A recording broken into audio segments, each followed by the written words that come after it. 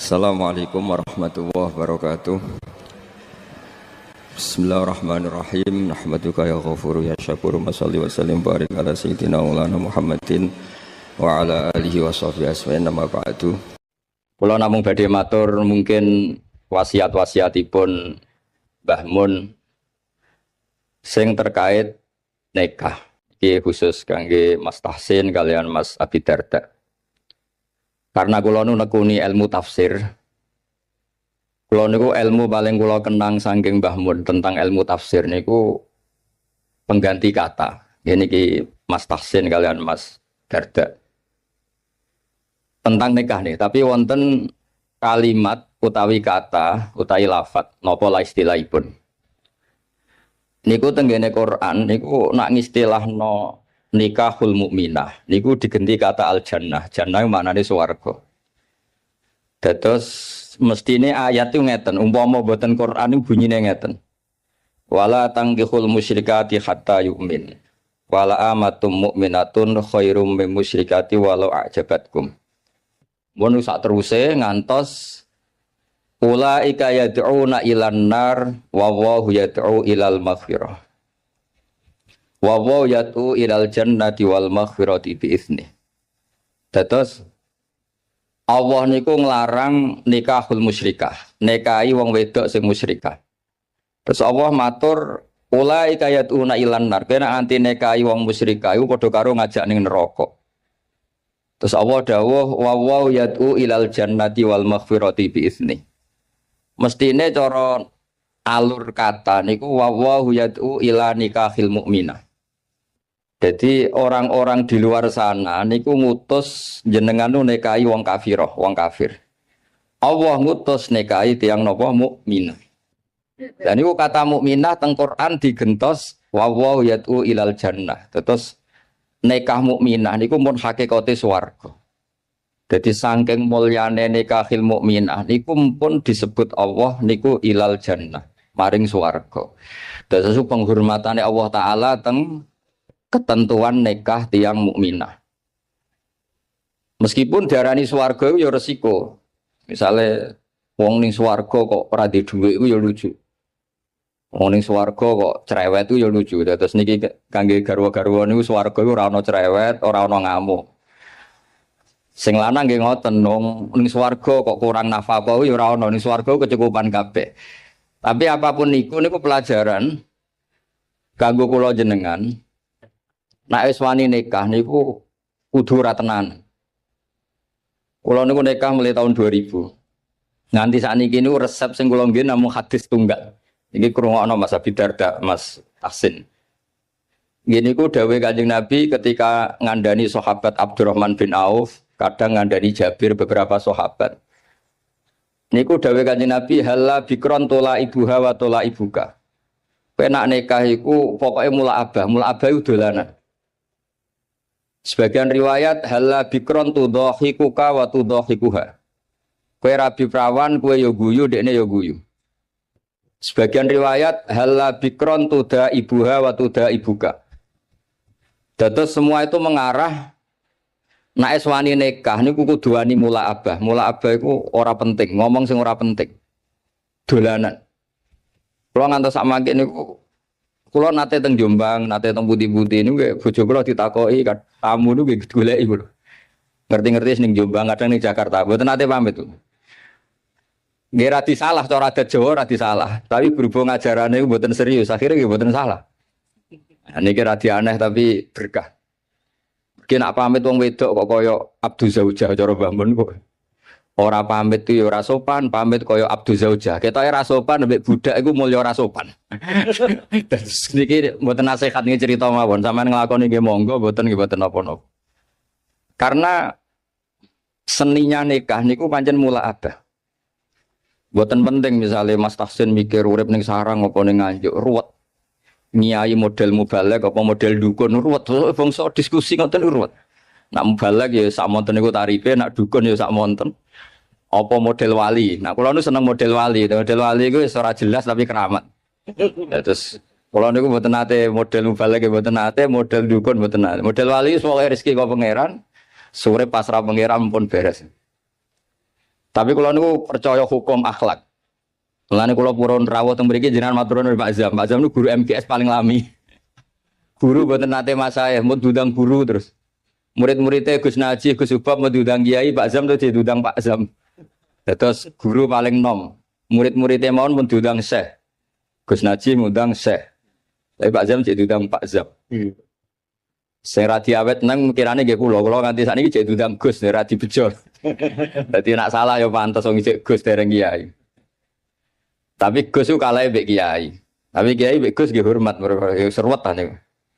Terus kula suwun niki resep kula sedanten sing nikah, aja geman tenanan. Donya iku la ibun walah, donya iku ora usah tenanan. Sing tenanan ikhlas. Kula bolak-balik dikandani Mbah Mun. Kowe ngiyai tenanan iku bento, sing tenanan iku ikhlas.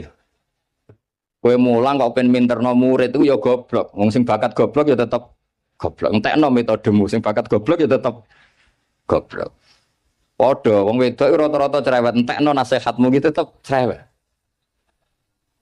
Yes, dianggap nopo ekspresif ngoten. Nak bojomu ngamuk terus banting piring dianggap ekspresif. Memang orang kalau dendam mangkel iku kudu ana ekspresi. Jadi anggap mawon niku ahli acting ngoten mawon, nak ngamuk iku ya tenanan. Dan banting piring itu ya rasional, timbang banting anakmu ada banting piring. Jadi pokoknya digawe gampang mawon. Riyen niku para sahabat cerita sing terkenal nih. Niku ngadepi wong wedok, ngadepi masyarakat tuh ilmiah. Sekarang tuh orang tuh kehilangan daya ilmiahnya. Karena ini saya ulang lagi, kalau mengke langsung kondur ngapunten ingkang kata, karena saya nyiapkan naskah kalau ini badhe wonten semacam kados napa loka karya tafsir lah. Di kalau mambe pamit langsung kondur, mergi kalau nembe nyiapno niki nembe tengah-tengah tapi kalau ben hormat Pak Zam mau saking dalam 3:30 Pak Burhan. Iya. 3:30 dini hari lala di papak teng Bojonegoro diliwatno mriki putih Bu. Kemayang dados cepet kalau saged mriki cepet. Kalau tak cerita secara ilmiah. Dulu niku orang menghadapi istri, menghadapi anak, menghadapi keluarga niku diilmiahkan, tidak emosi. Masyhur itu, kalau sering diceritani para guru-guru, riyen Sayyidah Aisyah itu cemburu sekali ketika Nabi didatangi halah niku dulure Sayyidah Khadijah. Karena Nabi itu sekali dengar suara halah itu ingat Sayyidah Khadijah. Sampai Sayyidah Aisyah itu cemburu, dan ketika cemburu itu jenenge wong wedok, redaksinya itu pasti kasar. Ya Rasulullah, kenapa engkau ingat ajuzan, ingat wanita yang sudah tua, sementara sudah diganti wanita cantik dan perawan, maksudnya Sayyidah Aisyah. Efek dari kalimat itu Sayyidah Fatimah tersinggung karena ibunya disebut nopo ajuz, orang yang sepuh. Akhirnya Nabi ini membiarkan Aisyah mergi puas sakit menyebut Sayyidah Khadijah ajuz, tapi menghadapi Fatimah, Sayyidah Fatimah ini juga perempuan, nggak terima kalau ibunya disebut ajuz. Niku Nabi cara menghadapi ilmiah. Ya Rasulullah, ajarin saya satu kalimat yang bisa menghentikan Sayyidah Aisyah menghentikan seperti itu. Jawab Nabi ringan oleh jawab Nabi. Kandhani Aisyah, ibumu luwih top. Mergo rondo untuk Joko. Kowe ayu kaya apa iku kowe perawan untuk duduk. Jadi enteng mawon, ngadepi niku enteng tuh. Ora kok terus kualat kena ngomong ngono meneh mboten. Wong wedok diancam kualat tuh mboten ngefek pun ngati ora. Mboten ngefek. Jadi dihadapi secara ilmiah. Akhirnya Aisyah mikir, wong aku ayu ning ngene piye untuk Kanjeng Nabi pun gadah garwa. Khadijah pun rondo angsal napa? Joko. Mun baton niku Sayyidah Aisyah mun mboten nate bakas-bakas malih. Jadi dulu itu orang itu menyelesaikan sesuatu dengan ilmiah.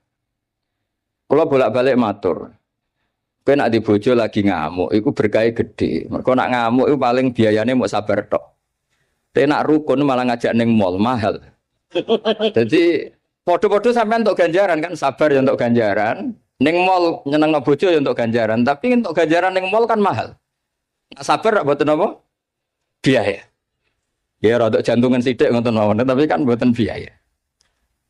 Saya punya argumentasi ilmiah dalam hal ini. Dulu Imam Syafi'i itu saya berkali-kali cerita. Kalau diceritain ini banyak orang mencintai jenengan, alhamdulillah di dulur, di konco. Dan nak diceritani separuh dari kampung ini ya Imam Syafi'i, itu gedeng jenengan. Alhamdulillah orang arah utang aku wong gedeng. Wong rukun yo ribet, utang duit mergo rukun, nyileh mobil mergo rukun. Tapi nak neng-nengan nak ra utang. Saiki hikmah ya kendi dineng mbek dirukuni. Nak dirukuni diutangi dhuwit, nak dineng ya ora enak dineng tonggo. Tapi hikmah orang arah diutangi napa? Dhuwit. Artinya kalau diilmiahkan itu tuh dunia ini normal semua. Ya wow, nak bojomu ngamuk berarti orang arah jaluk blonjo, orang arah ngajak neng mall. Nak rukun ngajak neng mall, neng bakso. Milih budi apa? Milih rukun apa milih nenengan? Rukun mahal. Sokoke ngoten ta, sokoke urip ku digawe gampang, diilmiahkan. Karena itu sanad kula gadah bapak nggih kiai, gadah guru nggih kiai, mbah-mbah kula kiai itu dulu niku kula roh ngadepi donya iku enteng. Saya tuh di kota sering disoal, Gus kenapa sih di daerah-daerah NU kok banyak musola? Kenapa tidak jatuh jamaah di masjid? Padahal satu jamaah di masjid kan lebih baik. Kalau Islam kota itu nggak bisa bayangkan ada musola. Bareng kula terang, wong biasa ketua itu jadi anak buah ora kepenak. Jadi makmum ning masjid ora dadi anak buah. Kowe ora ora rasane. Dangen-angen yo bener. Mergo setiap kiai iku digaya-gaya dhewe. Ana sing salat iku kancinge rapati bener kabine elek. Mergo amin dalil inna wa la yang duru ila atsabikum. Jadi Allah ora delok klambi, ora delok penampilan, didelok iku ati. Ana sing amen macak adus minyakan jare mergo khudzu zinatakum inda kulli napa masjid. Macam-macam kiai iku beda-beda. Sampai peneliti sang luar negeri yang ketangklet kula iku. Gus sendakep yang bener itu gimana? Kalau sendakepnya orang Muhammadiyah itu kan standar. Kalau orang NU pusing sih. Ono sing nyekel dadane, ono sing nyekel wetenge, ono kowe ora jelas. Ngono tiap kiai tak takoki, kenapa gak jelas? Nggo nunjukno nak sendakep ora wajib.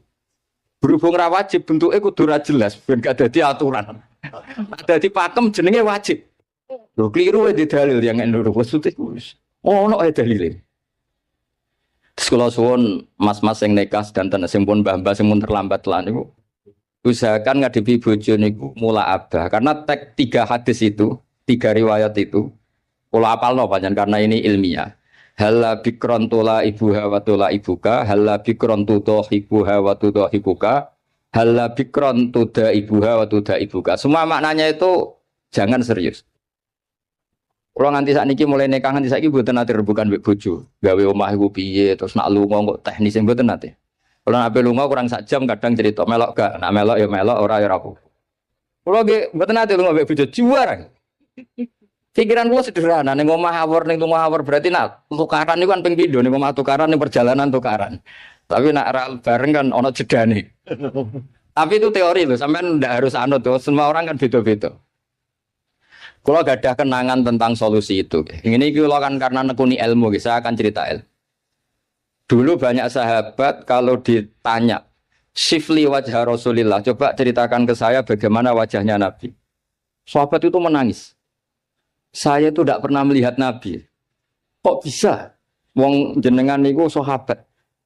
Haibatanlah, wa ijlalanlah. Saya ini terlalu menghormati beliau sehingga tidak pernah berani menatap wajah beliau. Tapi banyak sahabat yang karena mencintai Nabi itu melihat Nabi sampai tahu alisnya kayak apa, hidungnya kayak apa. Juga saking mencintai Nabi. Artinya sampai nak seneng bojo itu kadang-kadang ora delok 2 tahun. Wah agak roh elek. Wong asline elek ana delok terus kan tambah kecoro. Jadi orang itu udah harus sama cara ngelola emosi, ngelola. Jadi sebenarnya kalau dunia ini diilmiahkan itu semuanya akan baik-baik saja. Jadi sekolah niku kepengen sak sekedar hati kula. Dawe Mbah Mun wau. Piye-piye istilah nikah wong mukmin wis disebut Allah swarga. Wa wa yad'u ilal jannah. Ning dinggon swarga ya ora ana tukaran, ora ana pisu-pisuan, termasuk ora ana urip susah. Terus niki harus jadi pelajaran. Mulane dawe Mbah Mun ora ana mulya kaya nikahil mukminah. Mergo pengganti katanya itu wawaw yatu ilal napa jannah. Mestine kalau wala tangkihul musyrikati hatta yu'min, mestine penggantine wawaw yatu ila nikahil mukminah. Tapi kata itu diganti wawaw yatu ilal jannah. Terus niki penghormatan yang luar biasa saking Allah taala. Jadi sekedar nikahul mukminah iki pun ibadah. Wis rawati tahajud lah. Potongane ora biasa tahajud. Mono dawuhe Mbah Mun nak crita niku Riyen Nabi nak tahajud niku Sayyidah Aisyah itu turu ning ngarepe. Padahal Sayyidah Aisyah ayu perawan, Nabi ki tetep salat. Dawuh Sayyidah Aisyah niki ora usah dipraktekno orang ora iso. Dawuh Sayyidah Aisyah, saya ditanya Nabi, saya sebetulnya kepengen sare-sarian mbek Nabi, mudojaah itu rilek-rilek mbek Nabi. Tapi fatarok tu hawa ya li hawahu. Tapi saya meninggalkan selera saya demi selerane Kanjeng Nabi. Karena Nabi nu eling pangeran niku pun bojo ayu lah niku pun boten ngefek. Dan Nabi pamit ning Sayyidah Aisyah, dari ini ata'abbadu li rabbi. Wonten sing maca ata'abbad li rabbi. Mun urusan nahwu lah. Kalau mriki kata alumni Ploso niku dari ini ata'abbad dadi jawab apa dadi khal pokoke riwayat itu ada dua, ada yang dari ini ata'abbadu li rabbi, wonten sing dari ini ata'abbad li rabbi. Aku pamit ya, aku lagi kangen pangeran tak salat. Terus niki nak sampean kepengin bojomu kangen, wis bengilah, jejerlah sampean tinggal tahajud. Engko ora roh nek kowe ora ganteng, mergo kapan ya eling aku. Tapi anggere bengi dikumpuli terus suwe bosen. Terus riyen niku terus riwayat-riwayat tentang Assalamualaikum daraqaumil mukminin wa inna insyaallah bikum lahiqun. Niku kata kitab nerangno Nabi keluar saking dalem. Naluri seorang istri ini wedi nak Nabi ini teng garwa liyane, wong Nabi garwane kathah. Delalah diikuti ternyata Nabi itu teng Baki. Teng Baki terus Nabi matur teng ahlu Baki, Assalamualaikum daraqaumil mukminin wa inna insyaallah bikum lahiqun. Niki kangge ibu-ibu, kangge bapak sing nembe nikah. Dados garwa-garwane Nabi ku kenangane meskipun sare sak kamar niku kenangane ku roh tahajude Nabi, roh ziarahe Nabi teng Baki. Mulane dawuh Fathul Bari kitab Sarai Bukhari. Kenapa Nabi itu istrinya banyak? Di antaranya apa? Wong wedok wong paling nekat cerita eleke sing lanang. Lah Nabi disukani garwa kathah kabeh ku ora ro eleke. Dadi wong Yahudi ku bingung ora eleke Nabi, biasane sing paling gampang dikorek iku bojo. Lah ternyata bojone Nabi ku kabeh kenangane iku roh tahajude Nabi. Roh qiyamul lail Nabi nganti hatta waromat qodamahu, nganti sikile iku bengkak. Padahal pas teng dawuh Sayyidah Aisyah, mboten pas teng Saudah. Teng Saudah mungkin wong komen. Bangkune ra ditinggal salat wong Saudah iku ayu Aisyah. Niki teng pas teng daleme Sayyidah sinten? Aisyah. Terus dawuh Imam Fathul Bari itu Nabi niku garwane kathah dan perempuan itu biasanya orang paling nekat ngomong eleke bojone. Tapi semuanya itu yarwina ahsana ahwali. Semua kenangannya itu meriwayatkan perilaku Nabi terbaik. Mulane wong kok dilem bojo iku wong top tenan. Ayo tak boleh ibu-ibu tak boleh. Tak kon ngelem bojone 5 menit nak iso. Tak kei dhuwit. 5 menit mau. Karena wis mesti, misalnya anggar sing sugih mulai ben wayo. Engko sing melarat yo nyebeli mergo ora ngrejekeni. Engko anggar mulai duwe akeh polahe yo akeh. Wis ora ngarep bener tak jamin. Versi ibu-ibu lho. Dados tapi Nabi itu beda. Nabi niku sause intaqala ila rafiqil ala, bahasa gampangnya kapundhut. Nah bahasa adabe intaqala ila rafiqil ala. Niku kenangane Sayyidah Maimunah. Kenangane Sayyidah Sofiyah sedanten. Niku nggih tahajude sampai donga-dongane carane teng dalem carane badhe sare. Sampeyan iso bayangno bojomu ngriwayatno apike sampeyan. Ya ora ngare iso diriwayatno ora ana faktane, ora ana faktane. Nggih wae.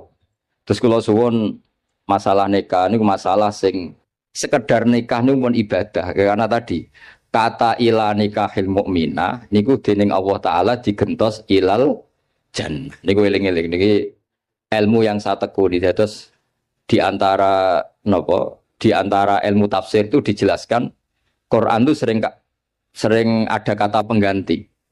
Nah, kata pengganti itu adalah penghormatannya Allah taala. Begitu juga menyangkut perempuan. Niku ketika seseorang mengabaikan perempuan, menterlantarkan perempuan, itu Allah ngendikan wala tattakhidhu ayatillahi huzwa. Kamu jangan menganggap ayat-ayat Allah Ta'ala itu sebagai mainan. Karena perempuan itu di halalnya ini, status halalnya oleh Allah didhawuhna fa innakum akhadtumuhunna bi amanatillah wastahlaltum furujahunna bi kalimatillah. Jadi perempuan ini termasuk orang yang luar biasa. Kata penggantinya semuanya luar biasa. Nggih, ngoten mawon niki ngregani pemerintah, nggih ngregani kula.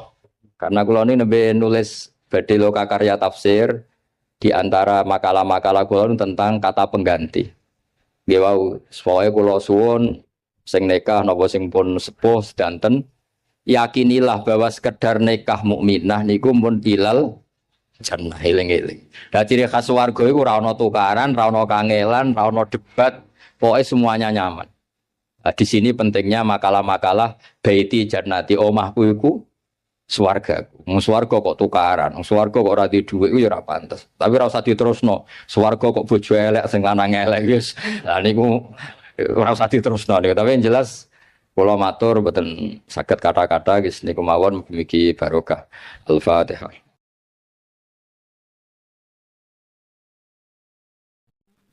Dulu itu ulama itu ya rileks.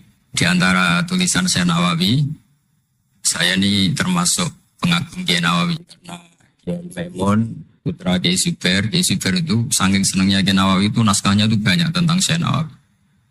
Dan saya termasuk zuriyah kudus. Saya masih keluarga dengan Raden Asnawi, masih keluarga karena sama-sama zuriyah dari Mbah Asnawi Sepuh. Itu yang akhirnya menikah Nyai Hamdana yang dulu pernah dinikah Syekh Nawawi. Terus Syekh Hamdana itu dulu dengan Syekh Nawawi punya putri namanya Zuhro. Setelah dengan Raden Asnawi punya anak dinamai Zuhri. Punya zuriyah ada yang namanya Kiai Minan, Kiai Niam, terus punya anak-anak. Di antaranya Kiai Hafid yang jadi menantu keluarga Sarang. Saya kalau boleh cerita, saya ini khatam tafsir Munir itu 3 kali. Dulu ngaji di Sarang 2 kali. Terus belajar sendiri. Terus mentakriri. Takriri itu beri catatan-catatan yang untuk meneguhkan satu tulis ya, atau satu tag, atau satu ibarat yang diinginkan Syekh Nawawi. Saya beri beberapa contoh. Dan ini dipraktekkan di Indonesia. Orang Indonesia itu mesti hafal Fatihah dan semuanya merasa pintar. Itu ya barokahnya Syekh Nawawi karena kata Syekh Nawawi itu semua Quran dikumpulkan di Fatihah. Fatihah itu dikumpulkan di Bismillah. Bismillah itu dikumpulkan di Ba. Ba-nya saja masih dikorting di titiknya saja. Jadi kalau orang bisa titik itu sudah menguasai satu Quran. Karena pikirannya Syekh Nawawi itu semua Quran itu menerangkan tauhid dan tauhid itu dimulai dari Ba. Ba itu bi kana makana wa bi yakunu mayakun. Jadi karena saya kata Allah yang ada menjadi ada, yang enggak ada juga menjadi akan ada kalau Allah menghendaki wujud. Sehingga dulu Syekh Nawawi itu sudah sukses membuat pikiran kita itu rileks. Kalau enggak bisa Quran semuanya ya Fatihah. Kalau Fatihah enggak bisa ya baca bismillah. Setidaknya orang Islam itu enggak boleh tercerabut dari Quran. Sehingga saya kalau baca teks-teksnya Syekh Nawawi itu punya pengaruh besar di cara pandang kiai-kiai Indonesia. Di antaranya yang paling monumental dan setelah ini saya akan tidak menambahi juga tidak mengurangi adalah Syekh Nawawi cara menganalisis surat Ar-Rum. Di Indonesia itu menerima faham beragama tapi tidak menerima faham ateis. Itu dulu zaman Rasulullah SAW sugeng, itu ada kekuatan besar yaitu Romawi dan Persia. Singkat cerita, Persia ini tanpa nabi, tanpa kitab suci, yang Romawi ini punya nabi dan punya kitab suci. Meskipun versi mereka. Ketika orang Persia mengalahkan Romawi, itu nabi terus dicibir, diolok-olok sama orang kafir Mekah. Muhammad, kawan kamu yang punya kekuatan langit, maksudnya punya kitab suci, ternyata kalah. Paling kamu juga kalah dengan kita yang tanpa pegangan langit. Nabi itu susahnya minta ampun. Karena Nabi tidak bisa membayangkan kalau kehidupan manusia itu tidak dipandu agama, tidak dipandu kitab suci. Meskipun zaman itu ya Romawi itu tidak Islam. Kemudian kata Nabi diberitahu Allah Ta'ala antara 3 sampai 9 tahun pasti Romawi akan mengalahkan Persia. Dan itu enggak dianggap kemenangan Romawi mengalahkan Persia, tapi menangnya ahli kitab, orang yang berpegangan kitab suci mengalahkan orang yang tidak berpegangan kitab suci. Dan saat itu Allah ngendikan wa yauma idzi yafrahul mu'minun, di hari kemenangan Romawi mengalahkan Persia atau kemenangan ahli kitab terhadap non ahli kitab, itu orang mukmin itu senang sekali. sangat senang. Ini saya baca di tagnya Syekh Nawawi supaya di sini Anda tidak mendengarkan pendapat saya, memang benar-benar mendengarkan apa yang dikatakan Syekh Nawawi. Saya baca tidak. Ya niru-niru Kiai Ma'ruf. Tadi beliau masih ngendikan secara fasih, ngendikan usul fikih, kaidah fikih. Karena ilmu beliau dengan kita ini bersanad yang sama. Dulu ngaji Mbak Karim yang ngaji Mbak Hashim. Jadi Mbak Hashim ngaji Syekh Khalil. Kalau saya lewat sanad kudus ya diantaranya saya lewat Syekh Nawawi Al-Bantani. Nanti saya baca beberapa sanad Syekh Nawawi. Kata Syekh Nawawi Al-Bantani, beliau ngendikan wa yauma idzi yafrahul mu'minuna bi nasrillah wa yauma idzi yahlibur rumu ala farisa yafrahul mu'minuna bi taghlibillah man lahu kitabun ala man la kitabalah wa yafrahuna bi walabatihim al musyrikina bi badrin. Jadi bangsa Indonesia itu terbiasa berkawan sama orang yang beragama, tapi tidak biasa berkawan dengan orang-orang yang tidak beragama. Itu karena Imam Nawawi mengatakan, Syekh Nawawi, wanaktubu maqaddamu atharuhum, pikiran besar Syekh Nawawi adalah ketika orang Romawi mengalahkan Persia, itu cara berpikir Imam Nawawi itu mengalahkannya orang yang berkitab, mengalahkan yang tidak. Jadi ini bukan pendapat saya, juga bukan pendapat siapapun, tapi murni saya baca teks yang dari Syekh Nawawi.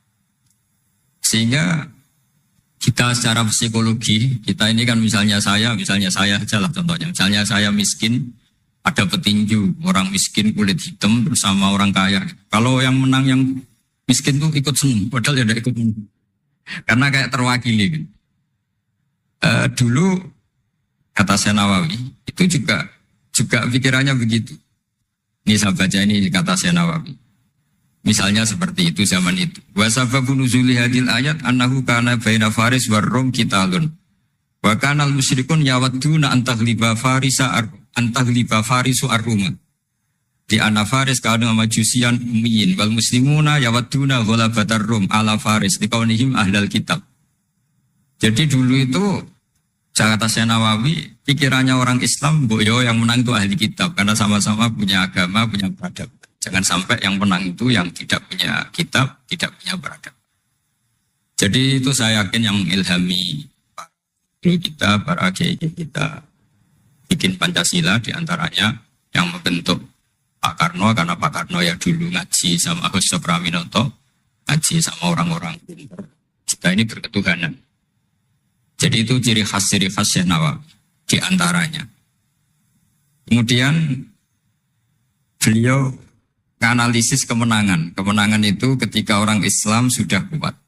Ini halaman 424. Ini nanti kita bisa tinggal di sini sebagai hadiah sama Bisauki sama warga besar Pondok Tanah. Nabi itu orang yang nggak suka duniawi, tapi kenapa sih Nabi harus menang? Nabi Sulaiman akhirnya menang, Nabi Dawud akhirnya menang, Nabi Ibrahim ya akhirnya menang, Nabi Musa akhirnya juga menang, dan Rasulullah SAW juga akhirnya mengalami kemenangan. Itu cara menganalisis Syekh Nawawi Al-Bantani. Kata beliau, iqamati alamatir riyasah, supaya kepemimpinan Islam itu kelihatan. Fala yabqa mayaqdiru alal ikrah alal kufri. Jadi kalau kita menang, baik secara politik maupun ekonomi atau kultur, setidaknya tidak ada lagi kekuatan manapun yang memaksa kita untuk menjadi kafir atau menjadi salah. Kita tahu misalnya di beberapa negara di Eropa, barokahnya orang Islam kaya, ya pemain bola dulu tuh kalau puasa susahnya bukan main. Gara-gara klubnya dibeli umat Islam itu, malah cari tukang adzan di stadion itu, karena yang punya sudah orang Islam. Itu contoh kekuatan ekonomi. Dulu kita mungkin mengalami pengajian itu kayak apa susahnya. Sekarang ketika banyak orang-orang yang dari dunia kiai cakep, sekarang ya nyaman. Jadi di antara alamatnya tamkinu hadatin adalah wala yumakkinan nalagum dinahumul ladir tatu alagum walaibat dilannagum mimba di khawfim amna. Ciri utamanya adalah tamkin fil ard. Merasa beragama itu nyaman, tidak ada yang enggak. Itu zaman itu Syekh Nawawi sudah menganalisis kenapa sih Nabi harus menang. Kata beliau supaya layab ko mayakdiru alal ikroh alal kufri. Ini tafsir di ayat wa yahdiyaka sirata mustaqima ketika Syekh Nawawi menerangkan kenapa Nabi harus menang di halaman 424 surat Al-Fatihah. Jadi itu sisi-sisi betapa Syekh Nawawi itu luar biasa. Terus menyangkut kiblat. Dulu ramai sekali di Indonesia kalau kiblat harus presisi betul, harus ditertibkan betul. Tapi ternyata masjidnya para wali dan para orang-orang soleh itu ya kayaknya asal madep mulon itu ada yang komentar itu kenanya Afrika atau Mesir entah. Tapi Imam Syekh Nawawi zaman itu ngendikan setelah beliau cerita presisi, beliau ahli falak. Saya tahu banyak keahlian beliau falak karena saya punya kitab gurunya Syekh Nawawi.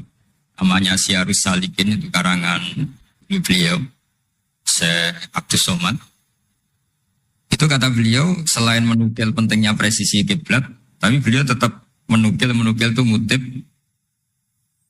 Waruwiya an Ibni Abbasin annahu qol al-baitu kiblatun li ahlil masjid wal masjid kiblatun li ahlil haram wal haram kiblatun li ahlil masyriq wal maghrib.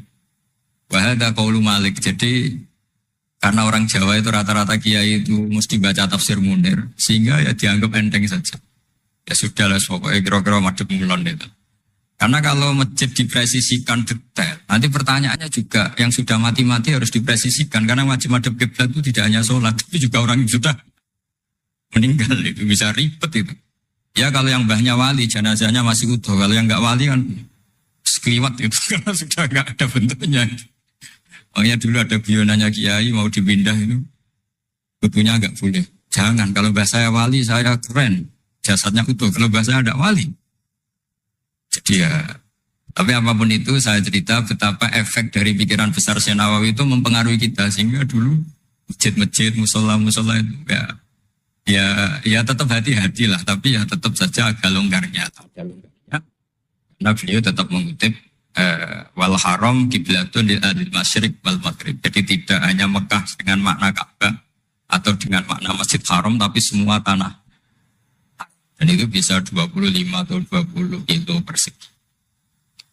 Kemudian ini biar benar-benar halnya Syekh Nawawi. Jadi saya tidak cerita pikiran saya, tapi murni cerita Syekh Nawawi, murni cerita Syekh Nawawi. Saya punya naskah banyak karena memang saya nekuni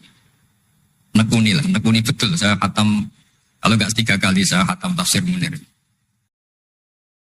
Ketika beliau menafsirkan fa inna hizballahi humul ghalibun. Ini favorit saya di Syekh Nawawi. Pasukan Allah itu pasti menang, ya. Pasukan Allah itu pasti menang. Tapi beliau dengan unik menjelaskan ya ini supaya benar-benar Syekh Nawawi ya tidak menambahkan, tidak mengurangi. Di halaman 278. Jadi ngaji pakai kitab itu untungnya 2. 1 mengutip, 2 terus gak usah mikir gitu. Jadi baru saya mikir nanti salah di depan orang-orang pinter malah sakit atau goblok gitu. Tadi kalau nukil kan aman. Paling salah baca. Kayaknya enggak lah, saya pernah ngaji 3 kali. Kayaknya enggak, tapi kalau misalnya salah itu apa-apa. Bismillahirrahmanirrahim. Fa inna hizballahi humul ghalibun. Syekh Nawawi wa may yattakhidum saterusnya terus hum al-ghalibuna ala a'daihim bil hujjah fa innaha mustamirratun abadan amma bisolah wa daulah faqad digulabun. Ini termasuk yang unik dari Syekh Nawawi. Kata beliau, Islam itu akan selalu menang secara argumentatif. Bu ada sekolah perbandingan agama, bu ada kajian agama. Asal yang dikaji Islam ya, bukan orangnya. Kalau orangnya ya macam-macam. Itu pasti argumentasinya itu meyakinkan karena hujah bahwa Allah itu satu, bahwa kita harus berakhlak, kita harus meninggalkan narkoba, harus meninggalkan perzinahan. Itu argumentasinya mantap, secara uluhiyah mantap, secara sosial juga mantap. Tapi kalau secara kekuatan politik mungkin akan selalu ada, meskipun inginnya kita tidak ada. Orang-orang Islam yang minoritas di negaranya, atau dengan tanda kutip tertindas di negara. Zaman itu Syekh Nawawi sudah ngendikan, yang pasti menang itu bil hujjah fa innaha mustamirratun abadan. Ini di halaman 278. Amma bisolah wa daulah fatadillatun. Kalau kekuatan struktural negara atau politik atau ekonomi, ya namanya hukum sosial ya kadang kalah. Dan itu dibuktikan secara lahir. Dulu Rasulullah itu pernah kalah di perang Uhud secara lahir. Ya karena itu fisik. Tapi kalau argumentasi logika Islam itu tetap kul falillahil hujjatul baligh. Logika Islam adalah logika yang kelima. Saya kalau didatangi beberapa dosen dari Jogja, saya sering cerita. Logika Islam yang paling kelima itu diantaranya saya sering memberi contoh. Ini misalnya saya megang kertas, ini besi. Pasti orang itu bilang besi sama kertas itu kuat besi. Tapi Anda salah. Secara materi memang besi lebih kuat ketimbang kertas. Tapi masalahnya yang mengendalikan saya ingin menghancurkan besi sementara ingin menyimpan. Artinya Islam itu mengajarkan kita itu kabeh biadillah. Apa artinya besi kalau di bawah rencana dihancurkan?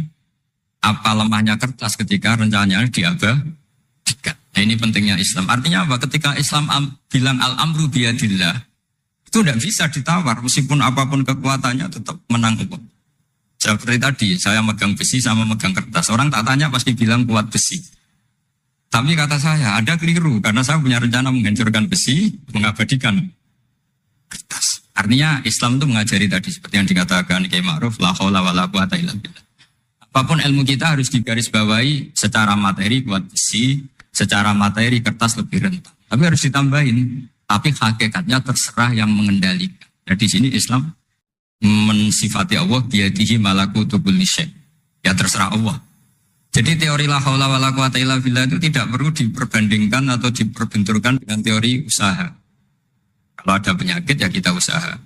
Ada di kitab Ihya, di kitab Dawa itu diterangkan Nabi Musa itu pernah sakit karena beliau merasa dekat sama Allah itu gak berobat, tambah sakit, tambah dikasih nasihat. Para dokter tetap gak mau berobat. Akhirnya Allah sendiri yang ngasih tahu, "Udah kamu berobat saja. Bukankah terserah jenengan Gusti?" Terus kata Allah, "Apa kamu mau bilang saya bikin sesuatu itu udah ada gunanya?" Masa Allah bikin jahe ditanya, apa betul Gusti ini menghalalkan badan? Saya tidak tahu. Saya bikin juga enggak jelas. Kan enggak mungkin seperti itu. Tetap kata Allah, fa'ena atau hikmati. Lalu hikmah saya bikin sesuatu dengan fungsi tertentu, lalu gunanya apa? Kalau semuanya tidak ada gunanya. Semenjak itu Nabi Musa percaya atau mau ikhtiar dengan obat. Tapi obat saja tidak cukup. Al-amru biyadillah. Saya sering kalau ngaji bilang, kita takut COVID, ternyata nyuwun sewu mati kita kecelakaan. Kita takut penyakit tertentu membunuh, ternyata mati kita kesetrum listrik. Tetap kita butuh tawakal. Meskipun bersamaan dengan itu tetap ada usaha melawan COVID, ingin menghilangkan penyakit-penyakit. Tapi tetap al-amru biyadillah. Sehingga ada keserasian syariat dan keserasian hakikat. Tapi saya pastikan Syekh Nawawi ini memang luar biasa. Jadi beliau menghentikan banyak hal yang menurut saya itu luar biasa. Jadi saya mengkaji tafsir Munir itu di antara khas-khas beliau adalah beliau bisa cerita tentang tentang kekuatan-kekuatan Allah Ta'ala dengan cara yang rileks. Kemudian kenapa kiai-kiai Indonesia itu ngadepi orang fasik itu tenang, tidak langsung antipati seakan-akan fasik selamanya. Yang soleh juga tidak jumawa seakan-akan soleh sampai mati. Karena kata saya Nawawi itu ketika menafsirkan wa yu'adzibal munafiqina insya'a aw yatub. Namanya hukum sosial sudah saja yang sekarang fasik suatu saat soleh, yang sedang soleh suatu saat fasik. Karena Allah itu bisa saja merubah. Orang munafik yang kayak apa biadabnya, kayak apa salahnya, itu Allah ketika cerita tentang dirinya wa yu'adzibal munafiqina insya'a. Muhasabah itu sudah jadi perilaku ya. Karena dulu orang tua saya, guru-guru saya kalau ngandani itu, bayangkan kalau kamu jadi dia. Jadi misalnya kita mentang-mentang atasan, otoriter sama bawahan. Bayangkan kalau kamu jadi yang bawahan itu kayak apa? Laukun tamakanah, kalau orang Arab bilang, bayangkan kalau kamu di posisi dia. Makanya guyonannya orang-orang Indonesia itu kan orang ngaramkan judi gitu, bareng dikasih tahu. Tapi yang menang anak jenengan, alhamdulillah. Ternyata ngaramkan itu karena ada anaknya. Kalau anaknya yang menang ya seneng. Meskipun itu guyonan, tapi saya punya padanan itu dalam kitab Hikam. Nabi Ibrahim itu Khalilur Rahman, tentu bencinya minta ampun sama yang namanya maksiat. Suatu saat beliau diterbangkan di alam malakut. Itu kalau di Hikam saya halaman 15 juga. Saya masih ingat betul. Mungkin kalau Anda beda halaman karena beda cetakan atau enggak punya kitabnya. Atau punya tapi tidak bisa baca. Nah itu jadi berbagai kemungkinan. Atau punya tidak bisa baca tapi dianggap jimat. Atau digo pencitraan. Banyak itu kaji-kaji tidak bisa baca kitab tapi di ruang tamunya kitabnya besar-besar. Pencitraan itu. Tapi ya bagus lah, nggak apa-apa untuk syiar. Setelah diterbangkan di alam malakut, diperlihatkan sama Allah. Ada orang pezina, ada orang syaribul khomri, ada orang mabuk, ada orang macam-macam. Allah tanya sama Nabi Ibrahim, bagaimana pendapat kamu Ibrahim tentang mereka yang maksiat? Kata Nabi Ibrahim, ya Allah habisi saja mereka. Mereka hidup di bumi engkau, makan rezeki engkau, kemudian mereka tidak taat sama engkau. Singkat cerita di fase itu, saya ulang lagi di fase itu, Allah nurutin. Sampai sekian peristiwa, mungkin 3 atau 4. Sudah, setelah sekian tahun Nabi Ibrahim lupa peristiwa itu, kemudian beliau diminta menyembelih anaknya. Ini versi kitab Hikam. Memang versinya banyak tentang kenapa Nabi Ibrahim disuruh menyembelih anaknya. Ketika mau menyembelih anaknya, Nabi Ibrahim ragu. Huwa samratu fuadi. Anak saya ini buah hati saya, kenapa engkau suruh menyembelih? Terus kata Allah, apa kamu tidak ingat ketika kamu saya angkat di alam malakut, kemudian kamu usul bunuh-bunuh, saya tidak mempertimbangkan usul Anda, tapi kenapa sekarang saya merintahkan kamu mikir gitu. Terus, ya karena ini anak saya ya Allah. Terus kata Allah, rumang samu wong sumpukon mateni gak gawean kau sing gawe kowe enak wae usul mateni. Jadi sebenarnya saya yang bikin, kemudian Anda enak aja usul membunuh. Semenjak itu Nabi Ibrahim itu di eranya itu asfaqun nas, orang paling sayang sama manusia. Karena kadang kita keras itu ya kebetulan itu udah anak kita, udah keluarga kita. Cara orang Jawa itu kan gitu ya. Kalau ada perempuan terus macak yang macam-macam pakai sepeda motor cowok terus wah itu luput suwuk, semoga-moga gini. Tapi setelah dikasih tahu, niku ponakane jenengan, semoga-moga selamat. Jadi jangan-jangan kemarin Ahlul Ma'asi itu kebetulan itu tidak keluarga kita. Kalau keluarga kita yang pernah salah pada kita, semangat kita mintakan maaf. Jangan-jangan kita didikte hukum sosial gitu. Jadi orang yang salah, kebetulan itu orang yang menservis kita. Atau keluarga kita, atau orang dekat kita. Jangan-jangan semangat kita mintakan ampun. Tapi kalau sama orang lain, kebetulan musuh kita semangatnya minta itu kena adab. Nah ini yang nggak boleh dalam Islam. Islam mengajarkan niru Rasulullah SAW, Nabi itu rahmatal lil alamin. Bahkan kemarin saya ngaji virtual sama beberapa habaib, ada Habib Ali Al-Jufri dari Mesir, ya, ada Habib Alwi dari Kuitang, ada Habib Nabil Al-Musawa. Dari sekian habaib itu saya masih ingat diantaranya yang didawuhkan rahmatan lil alamin itu ketika Nabi adahu kaumuh, disakiti oleh kaumnya, dan itu mereka masih kafir semua. Itu mereka dapat doanya Nabi Allah mahdi qaumi fa innahum la ya'lamun. Kayak apa baiknya Nabi, orang yang menyakiti, yang melukai, tapi Nabi masih berdoa Allah mahdi qaumi fa innahum la ya'lamun. Sayyidina Umar dapat doanya Nabi itu yakhina kana kafiran, ketika masih kafir didoakan. Allahumma aizzal Islam bi Umar. Itu ketika masih kafir. Itu pelajaran bagi kita bahwa yang sedang tidak cocok pun itu berhak dapat doa kita. Ya doa supaya kondisi kita baik, hari tambah baik. Karena agama ini, saya berkali-kali bilang, limangka nayarjuwa hawal yawmal akhir. Agama ini diperuntukkan bagi yang selalu punya harapan pada Allah Subhanahu wa Ta'ala. Saya cerita muhasabah ini tentang hubungan kita dengan Allah. Di Indonesia itu banyak orang fasik, banyak orang nakal. Ya di mana-mana orang nakal itu ya mayoritas, wa aksaruhum fasikun. Tapi berkahnya harapan. Mungkin saya kira nakal sok benda, mungkin saya kira sholat sok ben sholat, mungkin sekarang belum sakhok, belum dermawan, suatu saat dermawan. Barokahnya itu kefasikan ini dianggap sementara, sedang fasik, sedang tidak benar. Karena kiai-kiai kita, para guru-guru kita, para habaib utamanya itu mesti bilang semoga husnul khotimah. Nah barokahnya doa itu semoga husnul khotimah itu menjadikan satu pola sosial. Yang sedang fasik ini masih diharapkan jadi lebih baik, jadi lebih. Sehingga kita tidak ngambil sikap ekstrim, yang ingin menghabisi atau ingin mengadili, tidak. Karena selalu kita punya harapan. Dan agama ini limangka nerjuwa hawal yawmal akhir. Bayangkan dulu kalau yang nakal itu anak kamu. Pasti kamu nggak ingin kan langsung dapat azab, dapat apa. Padahal kita semua jadi tokoh ini abul kulli, bapak dari semuanya. Sehingga ketika Rasulullah SAW jalan-jalan kemudian melihat perempuan sedang menyalakan api. Kalau apinya mati ditiup, anaknya dijauhkan. Nanti kalau sudah jauh dari api, anaknya digendong lagi. Terus kata Rasulullah, matur ke semua sahabat, "Ara'aitum anna hadhihi tarihatan waladaha 'alan nar." Apa kamu berpendapat bahwa perempuan ini akan melemparkan anaknya ke neraka? Tidak ya Rasulullah. Tidak akan seorang ibu melemparkan anaknya ke api. Terus kata Rasulullah, Allahu arhamu min hadhihi biwaladiha. Allah lebih rahman, lebih rahim dibanding orang tua ini kepada anaknya. Ini yang harus kita kenalkan terus, kita kampanyakan terus supaya orang hubungannya dengan Allah itu nyaman, asik. Sehingga dengan demikian selalu ada harapan bahwa yang sedang nakal ini suatu saat tobat. Kita tidak boleh menghukumi pasti begini, pasti gini, itu tidak wilayah kita. Itu juga yang dicontohkan Rasulullah SAW. Secara lahir Nabi itu nggak berkenan sama Wahsy, karena Wahsy itu salahnya salah fatal karena membunuh ahabban nasi ila Rasulillah, yaitu membunuh Sayyid Hamzah. Jadi ketika Wahsy tobat, Nabi itu nerima tobatnya.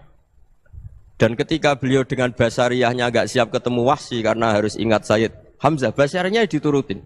Oke, kamu iman, saya turutin, tapi jangan sering ketemu saya. Karena kalau ketemu kamu, saya masih ingat sama paman saya, Sayyid Hamzah.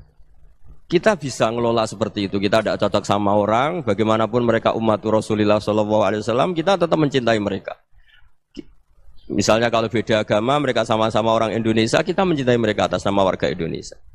Tapi kalau misalnya potongannya ora cocok, beda kultur, bawaannya itu mangkelno cara Jawa, ya bisa diilmoni, jangan ketemu.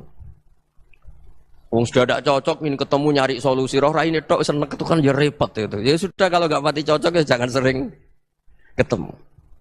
Dan itu kita bisa memanage seperti itu tuh bisa. Saya berkali-kali cerita tentang Imam Syafi'i. Kalau dikasih tahu ya Imam Aba Abdillah, panggilannya Imam Syafi'i, tetangga anda ini ternyata banyak yang nggak senang anda. Jawabnya beliau senang. Ya bagus kalau nggak senang saya, ndak utang saya katanya. Jadi gara-gara sampean seneng aku ngatur aku ini kan. Dan mungkin sampean rasa seneng kan ya enak. Jadi hidup itu dianggap happy. Kalau seneng ya teman silaturahim, kalau nggak seneng ya nggak bakal utang gitu. Baru kayak seneng itu nggak ganggu. Gitu. Jadi dulu itu orang bisa ngelola seneng ndak seneng itu bisa. Karena ada kearifan hubungan dengan Allah Subhanahu wa ta'ala. Hidupnya selesai karena masyghul bi dzikrillah, mereka sibuk dengan Allah. Makanya kata ulama-ulama tasawuf, kamu jangan melihat manusia perilakunya, tapi kamu juga harus ingat yang gerakkan semua itu Allah Subhanahu wa ta'ala. Dengan demikian kita farah, kita senang. Makanya Nabi kalau ngutus Anas bin Malik kemudian enggak kesampaian yang diinginkan karena Anas main. Ketika garwa-garwani Nabi agak tersinggung, Nabi andaikan Allah menghendaki yang saya inginkan kesampaian, pasti itu kesampaian.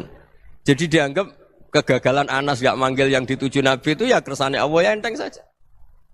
Sayyidina Ali lebih parah lagi yang dialamin. Itu dalam beliau kalau dipanggil itu gak cepet-cepet ke sana. Ketika ditanya, kenapa kamu tak panggil gak cepet ke saya? Amin tu ukubatak. Karena aku tahu engkau orang baik. Orang baik itu pemaaf.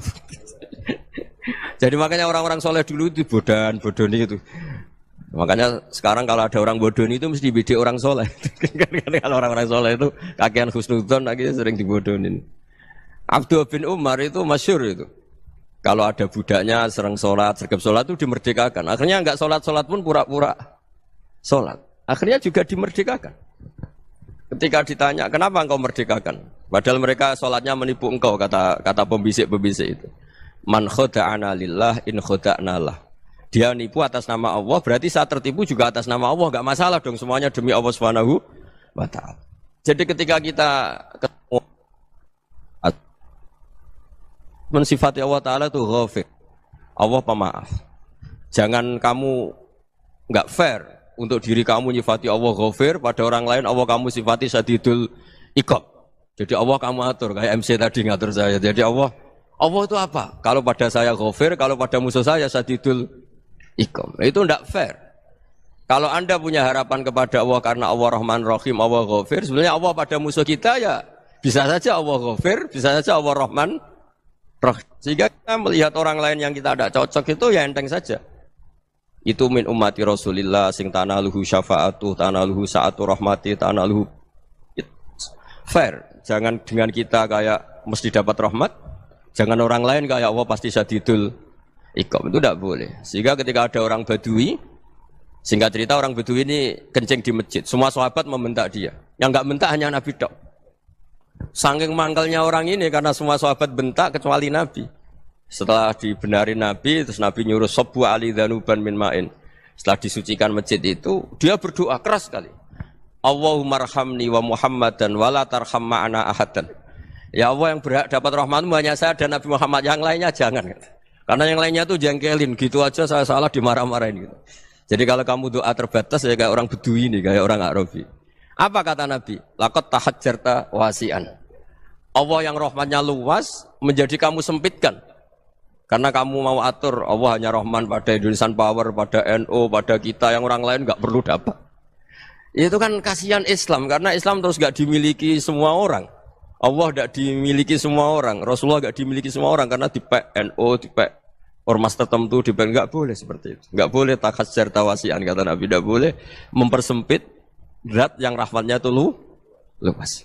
Ini semoga etika ini kita pakai di Indonesia. Yang sedang fase kita harapkan lebih baik.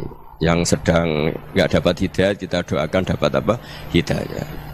Masyhur kan, makanya tadi saya mohon sama Habib Ali supaya Habib Ahmad supaya tetap mahalul qiyam, tabaruk sama Habib Ali. Di antara doa-doa di Simtud Duror masyhur itu antuqa bilal mudhniba minnah bil ghufran wal musi'ah bil ihsan. Jadi harapannya para habaib, para orang-orang baik dulu ya, semoga yang dosa itu dimaafkan, yang sedang salah dibuka, bikin lebih baik. Nabi itu tugasnya juga gitu. Wastaghfir li dzambika walil mu'minina wal mu'minat. Nabi itu tugasnya juga memintakan ampun yang sedang salah.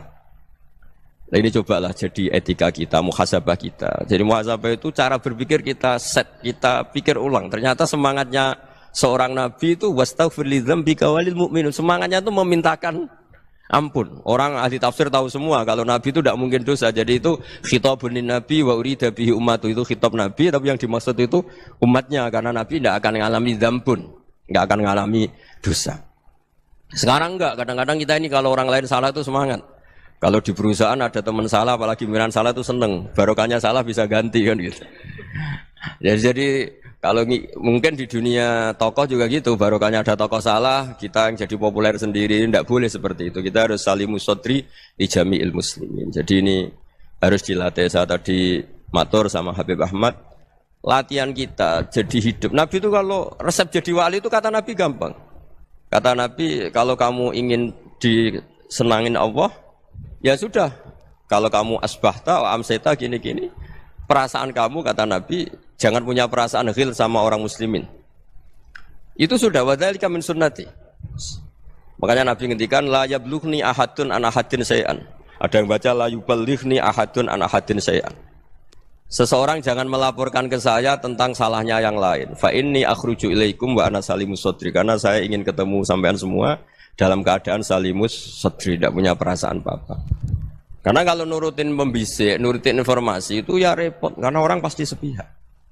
Ada kiai yang top, datang ke kampung-kampung ning desa-desa. Kata yang seneng itu punya akhlak. Wah itu bagus orang besar datang ke kampung-kampung.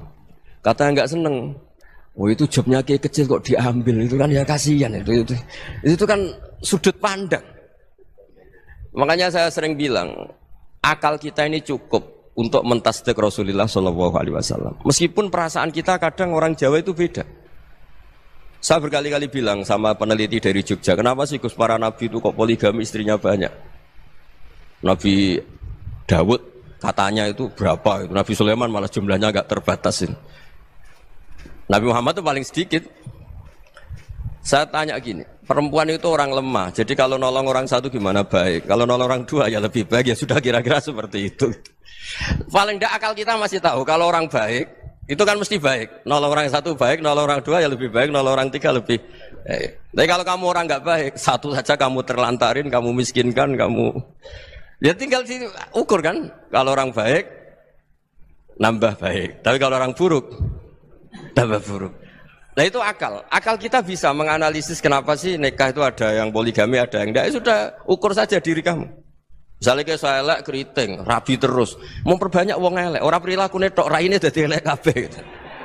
Tapi nak kowe ku ganteng, alim, ganteng, sugih, anake ganteng-ganteng, berhubung kowe saleh ahli swarga kabeh, mertua yo bangga karena karir kamu meyakinkan. Ini mertua kamu aja enggak bangga mau nambah. Ipar enggak bangga, mertua enggak bangga, desa kamu Yang kamu wayai juga beda dengan Nabi ketika nikah Juwairiyah itu enggak ada pernikahan sebarokah Nabi dengan Juwairiyah itu Azharu Rasulillah. Di situ habis perang banyak tawanan gara-gara jadi besanya Nabi langsung dibebaskan semua karena Azharu Rasulillah. Sekarang besanya Kanjeng Nabi. Dulu Abu Sufyan mangkalnya bukan main sama Nabi. Gara-gara putrinya dinikah terus langsung jadi. Kalau kamu kan enggak, nikah satu, nikah lagi. Satu kampung musuhi kamu. Karena istri pertama ya cemburu, yang kedua agak bangga. Wah itu selesai itu. Di dunia wal akhirah. Maksud saya, nganalisis Islam itu harus pakai akal.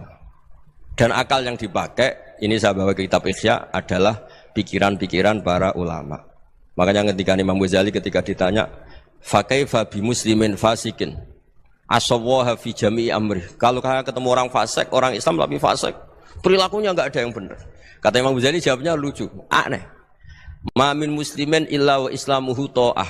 Tidak ada orang Islam kecuali dia mau Islam, membenarkan Allah dan Rasul itu sudah taatnya dia. Kok kamu tidak bisa melihat taatnya dia? Dia pikirannya kan ini pemabuk, ini tukang apa. Tapi kata Imam Ghazali, sebenarnya kamu masih bisa berpikir positif. Ma min muslimin illa wa islamuhu ta'ah. Tidak ada seseorang Islam ketika dia milih Islam itu pasti ada taatnya, yaitu tasdik pada Allah dan tasdik kepada Rasulullah SAW. Jadi dengan pola seperti itu, maka di antara guru-guru kita yang modern ya di era Mbah Maimun, di sini ada Habib Ahmad. Habib Salim, syair yang sering dibaca beliau adalah ada orang munajat sama Allah, ini cerita munajat. Itu orang itu ngendikan gini, ana muznibun, ana mukhtiun, ana asi. Huwa rahimun, huwa ghafirun, huwa afi. Ya Allah, saya mukhti, saya orang yang salah. Ana muznib, saya orang yang dosa. Ana asin, saya sering maksiat. Tapi engkau ya Allah, engkau ghafir, pemaaf. Engkau rahim, maha pengasih. Engkau afin, yang mudah memaafkan. Kata orang ini, ya agak kurang ajar, tapi saking senengnya sama Allah. Qobal tuhunna salasatan bisalasat. Ya gini saja ya Allah, sifat engkau diadu dengan sifat saya. Engkau Tuhan, Gusti, enggak boleh kalah katanya. Terus wasatahliban ausofu ausofi, dan engkau pasti pemenangnya gitu. Jadi ada orang rayu Allah dengan cara seperti itu ya ada ya. Saya ini manusia, salah saya banyak. Engkau ampunannya banyak. Engkau Tuhan, Gusti, enggak boleh ampunan Anda, ampunan engkau kalah dengan salah saya. Enggak boleh Tuhan kok kalah. Jadi untuk supaya orang punya harapan gitu. Banyak juga wali-wali yang jadab ketika datang ke makam Rasulullah SAW. Itu kalau dongo ya agak kacau sebetulnya, cara syariat agak kacau. Ya Allah, engkau punya dua pilihan. Jika engkau menjadikan saya soleh, surah habibu, yang senang kekasihmu, yaitu Rasulullah SAW. Tapi jika engkau menjadikan saya fasik, surah aduuk, yang senang itu setan. Monggo jenengan mau menyenangkan kekasih jenengan, mau menyenangkan musuh jenengan, monggo. Jenengan bebas kok memilih. Nah, mestinya Allah ya senang menyenangkan kekasihnya. Jadi ya, intinya Allah dipaksa untuk menjadikan dia orang soleh gitu. Jadi kayak kemarin itu Pak Bu siapa yang kesini itu, yang sama jenengan itu, Bulia kesini itu sama Habib Ahmad. Saya pertama enggak mau, lama-lama Habib Ahmad. Ini gimana Gus? Orang taunya saya dekat jenengan, kalau enggak kasil saya waduh. Ini kayak doanya wali yang tadi. Enggak punya pilihan, enggak ada pilihan. Jadi saya mohon muhasabah itu dimulai cara berpikir. Makanya di sini sebetulnya tag ini supaya dapat barokahnya Ihya. Ini kitab yang disenangi para habaib, para ulama. Sebetulnya tag di muhasabah itu redaksinya gini ya, yang lengkap. Hasibu anfusakum qabla an tuhasabu wa zinuha qabla an tuzanu. Wa tahayya'u lil ardil akbar. Jadi ada kata wazinu, jadi ukur. Perilaku Anda ini diukur, ditakar. Misalnya kita sebagai suami kan ya punya hal-hal yang kita tidak ideal. Corong Jawa mesti pesek. Cara rezeki ya pas-pasan itu. Dan kita juga kalau makanya enggak boleh tanya istri begini, apa saya cinta pertama Anda? Pasti Anda kecewa. Orang jadi istri hanya korban terakhir gitu. Sudah. Karena orang kalau ngelamar kemana-mana gak jadi, yang jadi istri itu pasti korban terakhir gitu. Jarang istri pilihan pertama, jarang. Ayo semua yang nikah. Rata-rata itu pilihan Anda pertama Pak, dari sekian ditolak di mana-mana terus. Ya perempuan terakhir. Kamu juga korban terakhir gitu. Itu wali-wali dulu kalau ngandani kita itu sederhana. Ini masyhur diceritakan Habib Zain bin Semit dalam kitab Al-Manhajus Sawi. Anta lam tajid min nafsika kullama turid. Fa kaifa turidu min ghairika kullama turid. Kamu yang ingin ideal saja, kamu tidak menemukan pada diri kamu untuk menjadi ideal. Kamu kan ingin ganteng, ingin punya uang banyak, ingin perilaku Anda sempurna. Anda saja yang punya keinginan tidak bisa mewujudkan keinginan Anda sendiri. Fa kaifa turidu min ghairika ma turid. Jadi anta lam tajid min nafsika kullama turid. Fa kaifa turidu min ghairika kullama turid. Kamu yang punya keinginan saja. Misalnya saya ingin punya uang banyak, perilaku saya selalu benar, gak pernah salah. Loh, saya yang ingin saja dengan diri saya gak bisa untuk benar terus. Kok kamu berharap orang lain selalu benar? Jadi anta lam tajid ya sama. Kalau kamu menuntut istri kamu itu ramah, neriman, apa kamu neriman sama wajah istri Anda gitu? Engko yo polah ning dindi jajaki sana jajaki sini kamu sendiri ndak kona apa. Jadi itu nasihat yang luar biasa. Anta lam tajid min nafsika kullama turid, fa kaifa turidu min ghairika kullama turid. Kamu mau menghormati semua orang, enggak mau kan? Kemudian Anda berharap semua orang menghormati kamu. Kamu tidak ingin kan orang lain semua menghujat kamu. Sementara kamu enak aja menghujat orang lain. Makanya Rasulullah SAW ini luar biasa ketika bikin kaidah sosial. La yu'minu ahadukum hatta yuhibba li akhihi ma yuhibbu li nafsihi. Jadi kalau ukuran iman itu sederhana. Kalau sesuatu itu baik, nyaman bagi Anda, ya bayangkan itu pada teman Anda. Misalnya Anda bangun tidur sudah acak-acakan, enggak punya uang, utang jatuh tempo, kan enggak ingin ketemu orang. Ya kamu jangan bertamu ke jenis ini karena dengan kamu yang alami juga enggak siap ketemu orang. Makanya ada Habib Alim itu dilapuri sama seseorang. Beb, dulu teman saya itu ketika saya kaya itu sering main ke saya. Setelah saya miskin, mereka tidak main ke saya. Kata Habib itu bagus, sunnah Allah begitu itu bagus. Coba kalau kamu dulu kaya, teman kamu main kan kamu gaya. Di rumah ada makanan, bisa hormat tamu. Setelah kamu miskin jadi buruh manol di pasar atau buruh bikin boto, teman kamu datang, malu enggak kamu? Mendingan enggak datang gitu. Akhirnya baru, oh ya alhamdulillah kalau gitu. Lu ya kan dulu teman kita datang, kita ada Alphard, istri cantik, rumah bagus. Lah kita miskin, buruhnya orang pas dibentak-bentak, teman kamu udah datang. Milih datang kamu enggak kalau setelah kamu jatuh? Enggak kan? Jadi barokahnya ilmu itu terus. Ya, tapi kadang-kadang orang tuh, wah setelah saya miskin teman-teman enggak kasih ke sini. Ya kalau kamu sudah jatuh, teman-teman kamu situ jadi tontonan. Ya mulai sekarang cara berpikir itu dirubah. Dulu yang namanya kiai itu kalau diundang orang itu ya agak-agak senang. Semenjak saya itu agak rubah. Mengundang kiai, ngatur kiai itu tak haram-haramkan ya ada lumayan lah sekarang itu sudah mulai agak beretika. Dulu itu ngundang tuh tanggalnya ditentukan, jamnya ditentukan. Enggak mikir apa kiai saat itu nganggur, enggak. Punya wadifah, enggak. Dia milih tanggal yang dia nganggur, enggak mikir pas itu kiainya nganggur apa. Enggak. Ya saya hanya cerita aja, kamu tersinggung ya monggo, boten nggih monggo itu kan. Jadi saya mohonlah supaya tadi saya juga matur ke Habib Ahmad. Jadi untuk orang merasa ikut sunnah Rasul itu gampang sekali kata Sayyid Muhammad. Dulu Nabi berpakaian ala daerahnya. Kalau mikot ya pakai mikotu baladi. Karena Nabi orang Madinah dan beliau berdomisili di Madinah ya misalnya mikotnya dari Bir Ali misalnya. Tapi kalau Anda orang kawasan Tanim mau umrah ya dari Tanim. Misalnya kawasan Jirona ya dari Jirona. Artinya apa? Kamu ngambil mikot karena Nabi mikot misalnya dari Bir Ali. Bukan berarti kamu harus seperti Nabi di Bir Ali. Kamu orang Mekah misalnya, kamu orang Tanim. Orang dia harus dari mikot itu apa? Baladi. Sama, makanya di fikih-fikih itu kalau teknik anak, Nabi orang Arab, halawiyatnya kurma ya kurma. Kalau orang Jawa sedegan, semua podo-podo. Ya podo-podo manis. Jadi ini tabaruk sama Sayyid Muhammad, ini ada murid beliau Habib Ahmad, saya baca supaya orang itu merasa ikut Nabi itu gampang sekali. Ini saya baca ya di halaman tadi disaksikan Habib Ahmad 433 di kitab apa begini? Manhajus Salaf fi Fahmin Nusus. Itu kata Sayyid Muhammad, wa kanat sunnatu Rasulillah annahu yat'amu ma yajiduhu fi ardi wa yalbasu ma yajidu wa yarkabu ma yajidu mimma abahu wa ta'ala.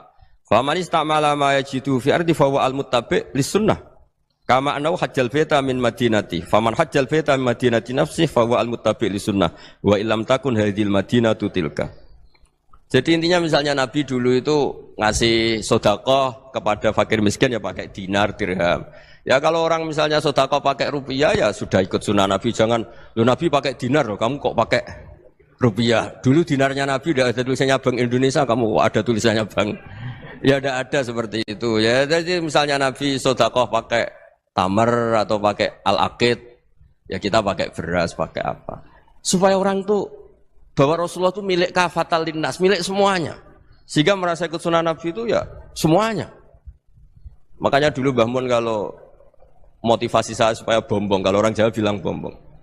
Wong Jawa mesti ono wong alim. Beliau menyontohkan pas itu Mbah Fadol, Senori, Mbah Ihsan Jambes. Itu bisa ngarang-ngarang kitab luar biasa. Padahal beliau bukan orang Arab.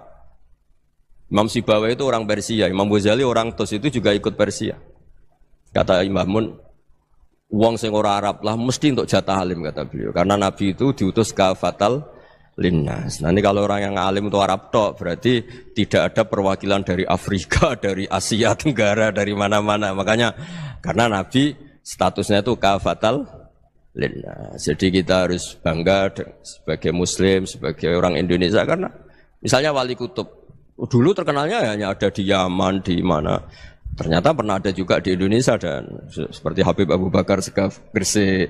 Jadi ya artinya kan tetap orang Indonesia meskipun beliau dzurriyyah Rasul kan ya sudah orang apa?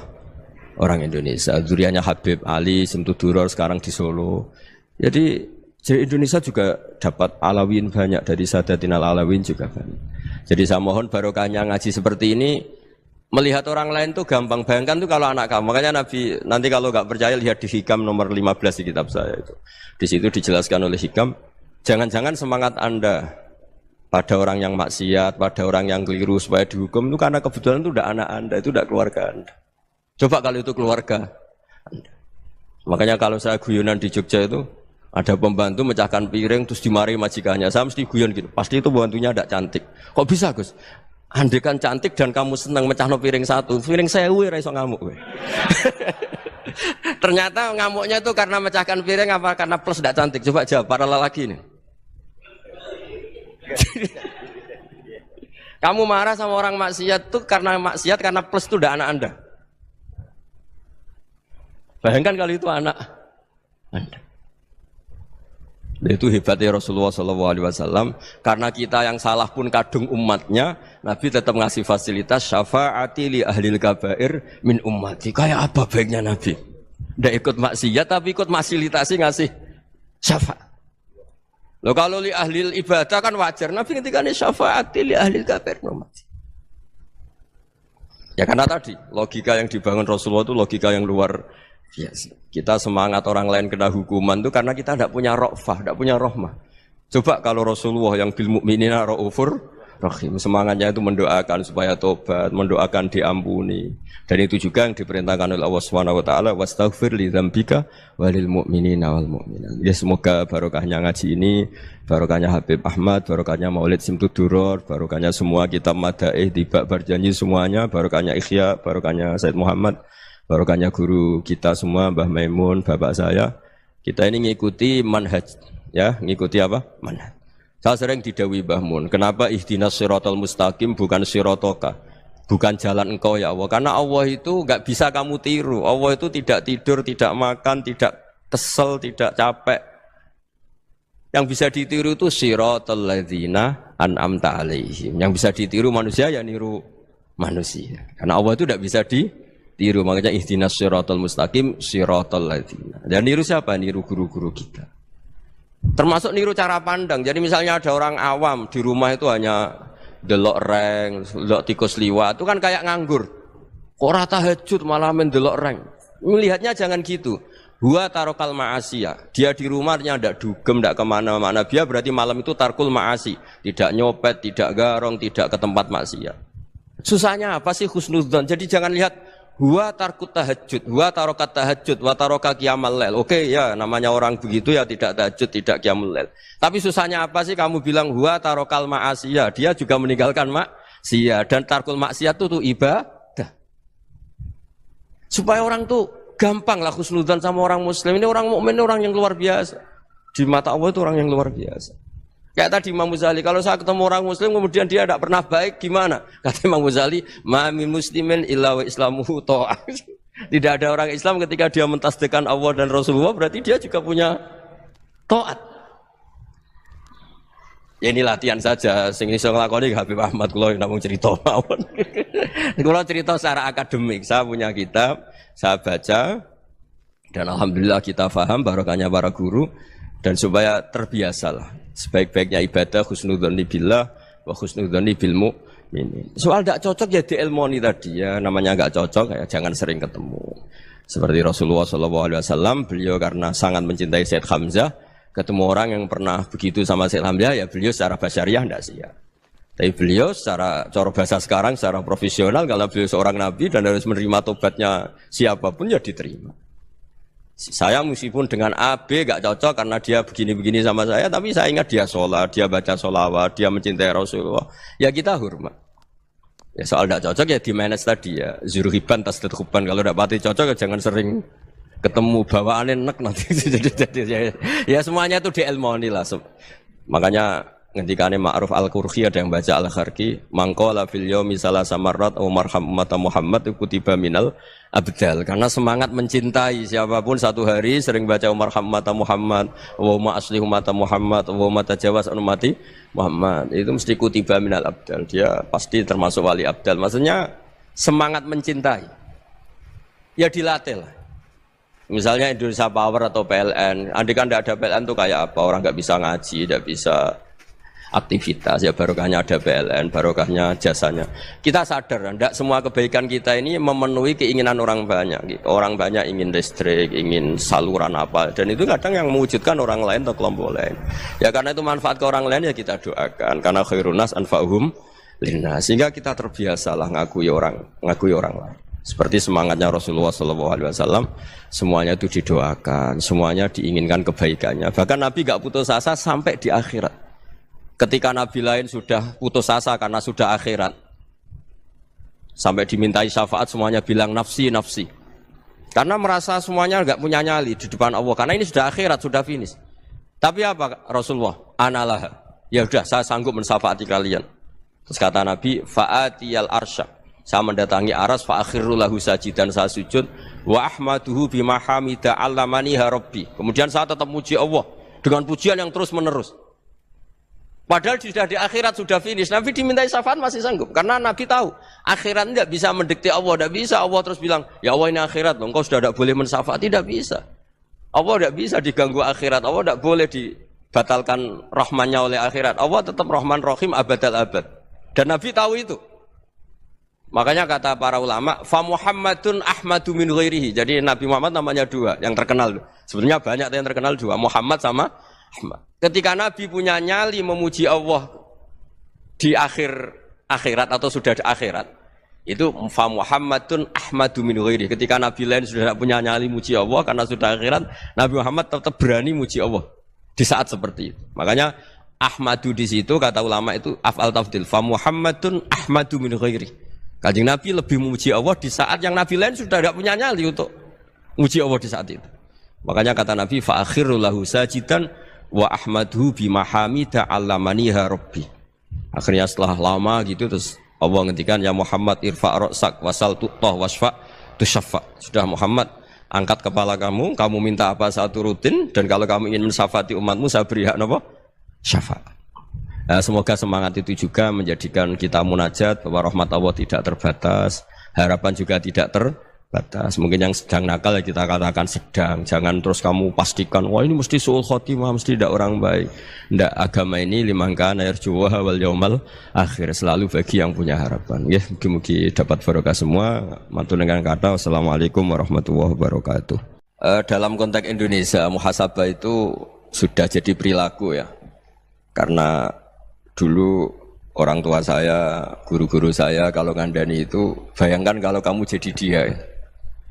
Jadi misalnya kita mentang-mentang atasan, otoriter sama bawahan. Bayangkan kalau kamu jadi yang bawahan itu kayak apa? Laukun tamakanah, kalau orang Arab bilang, bayangkan kalau kamu di posisi dia. Makanya guyonannya orang-orang Indonesia itu kan orang ngaramkan judi gitu, bareng dikasih tahu. Tapi yang menang anak jenengan, alhamdulillah. Ternyata ngaramkan itu karena ada anaknya. Kalau anaknya yang menang ya seneng. Meskipun itu guyonan, tapi saya punya padanan itu dalam kitab Hikam. Nabi Ibrahim itu Khalilur Rahman, tentu bencinya minta ampun sama yang namanya maksiat. Suatu saat beliau diterbangkan di alam malakut. Itu kalau di Hikam saya halaman 15 juga. Saya masih ingat betul. Mungkin kalau Anda beda halaman karena beda cetakan. Atau enggak punya kitabnya. Atau punya tapi tidak bisa baca. Nah itu jadi berbagai kemungkinan. Atau punya tidak bisa baca tapi dianggap jimat. Atau digo pencitraan. Banyak itu kaji-kaji tidak bisa baca kitab tapi di ruang tamunya kitabnya besar-besar. Pencitraan itu, tapi ya bagus lah, nggak apa-apa untuk syiar. Setelah diterbangkan di alam malakut, diperlihatkan sama Allah, ada orang pezina, ada orang syaribul khomri, ada orang mabuk, ada orang macam-macam. Allah tanya sama Nabi Ibrahim, bagaimana pendapat kamu Ibrahim tentang mereka yang maksiat? Kata Nabi Ibrahim, ya Allah habisi saja mereka, mereka hidup di bumi engkau, makan rezeki engkau, kemudian mereka tidak taat sama engkau. Singkat cerita di fase itu, saya ulang lagi di fase itu, Allah nurutin. Sampai sekian peristiwa, mungkin 3 atau 4. Sudah, setelah sekian tahun Nabi Ibrahim lupa peristiwa itu, kemudian beliau diminta menyembelih anaknya. Ini versi kitab Hikam. Memang versinya banyak tentang kenapa Nabi Ibrahim disuruh menyembelih anaknya. Ketika mau menyembelih anaknya, Nabi Ibrahim ragu. Huwa samratu fuadi. Anak saya ini buah hati saya, kenapa engkau suruh menyembelih? Terus kata Allah, apa kamu tidak ingat ketika kamu saya angkat di alam malakut, kemudian kamu usul bunuh-bunuh, saya tidak mempertimbangkan usul Anda, tapi kenapa sekarang saya merintahkan kamu mikir? Gitu. Terus, ya karena ini anak saya ya Allah. Terus kata Allah, rumang samu wong sumpukon mata ini gak gawean kau sing gawe kowe enak wae usul mata ini. Jadi saya yang bikin, kemudian Anda enak aja usul membunuh. Semenjak itu Nabi Ibrahim itu di eranya itu asfaqun nas, orang paling sayang sama manusia. Karena kadang kita keras itu ya kebetulan itu udah anak kita, ada keluarga kita. Cara orang Jawa itu kan gitu ya, kalau ada perempuan terus macak yang macam-macam pakai sepeda motor cowok terus wah itu luput suwuk, semoga-moga gini. Tapi setelah dikasih tahu, niku ponakane jenengan, semoga-moga selamat. Jadi jangan-jangan kemarin ahli ma'asi itu kebetulan itu tidak keluarga kita. Kalau keluarga kita yang pernah salah pada kita, semangat kita mintakan maaf. Jangan-jangan kita didikte hukum sosial gitu. Jadi orang yang salah, kebetulan itu orang yang menservis kita. Atau keluarga kita, atau orang dekat kita. Jangan-jangan semangat kita mintakan ampun. Tapi kalau sama orang lain, kebetulan musuh kita semangatnya minta itu kena adab. Nah ini yang nggak boleh dalam Islam. Islam mengajarkan niru Rasulullah SAW, Nabi itu rahmatal lil alamin. Bahkan kemarin saya ngaji virtual sama beberapa habaib, ada Habib Ali Al-Jufri dari Mesir, ada Habib Alwi dari Kuitang, ada Habib Nabil Al-Musawa. Dari sekian habaib itu saya masih ingat diantaranya yang didawuhkan rahmatan lil alamin itu ketika Nabi adzahu qaumuh, disakiti oleh kaumnya, dan itu mereka masih kafir semua.